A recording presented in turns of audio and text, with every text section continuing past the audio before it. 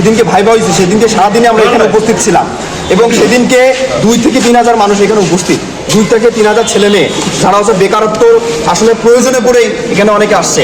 আমি সেদিনকে এসে উপস্থিত হয়ে আমি এটাও দেখছি যে ওই দিনকে পাবলিক ইউনিভার্সিটি, প্রাইভেট ইউনিভার্সিটি অনেক ছেলে মেয়ে এখানে আসছে। মানে এত মেধাবী ছেলে মেয়ে থাকতে কেন কিভাবে একটি দলীয়করণভাবে এক কমিটিতে ঢুকে দেওয়া হয়েছে?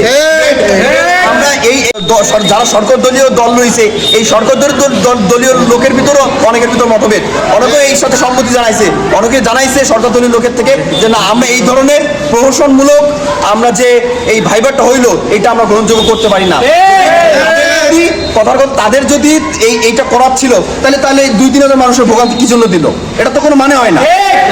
5 আগস্টের পরে এসে যে এইভাবে মানে কি বলবে, আমরা আওয়ামী লীগ আমলে যেমন রাতের ভোট চুরি দেখেছি, দিনের ভোট চুরি দেখেছি, তো আমরা এই 5 আগস্টের পরে এসে যে এইভাবে করে যে ভোট মানে কি বলে পরীক্ষার রেজাল্ট চুরি করে যে একদল এককভাবে সব নিয়ে যাবে এটা কল্পনার বাইরে।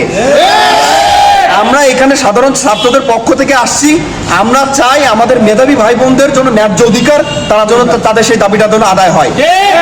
এই মাধ্যমে তারাই ফল পরিবর্তন করতে বাধ্য হয়েছে। আমরা বলতে চাই ইউনো মহাশয় অথবা ইউনো মহোদয় অথবা যেই হোক না কেন, আপনিও মেধার স্বাক্ষর রেখে এখানে এসেছেন, তাহলে এই মেধাবীদেরকে কিভাবে বাদ দিলেন আপনারা? এই মেধাবীদের কি কোনো যোগ্যতা ছিল না?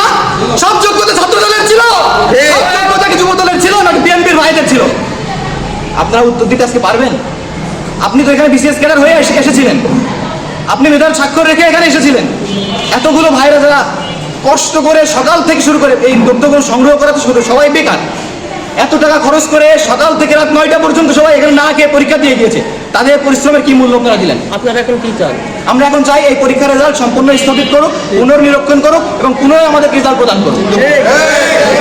এবং যারা এই ষড়যন্ত্রের সাথে যুক্ত, যারা এই অপরাধ করেছে তাদেরকে সুষ্ঠু তদন্তের মাধ্যমে বিচারের আওতায় আনতে হবে।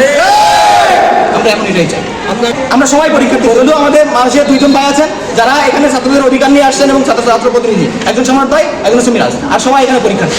অবশ্যই আমাদের অবস্থান কর্মসূচি এখানে থাকবে, আমাদের এখানে অবস্থান কর্মসূচি যতক্ষণ পর্যন্ত এই সিদ্ধান্ত পরিবর্তন না হবে। আমরা দেখেছি পাইক গাছাতে পরিবর্তন হয়েছে, পীরগঞ্জে পরিবর্তন হয়েছে, অসংখ্য জায়গায় পরিবর্তন হয়েছে, আমাদের এখানেও পরিবর্তন করতে হবে, নচেত আমরা এখান থেকে এক পাও লড়বো না ইনশাআল্লাহ।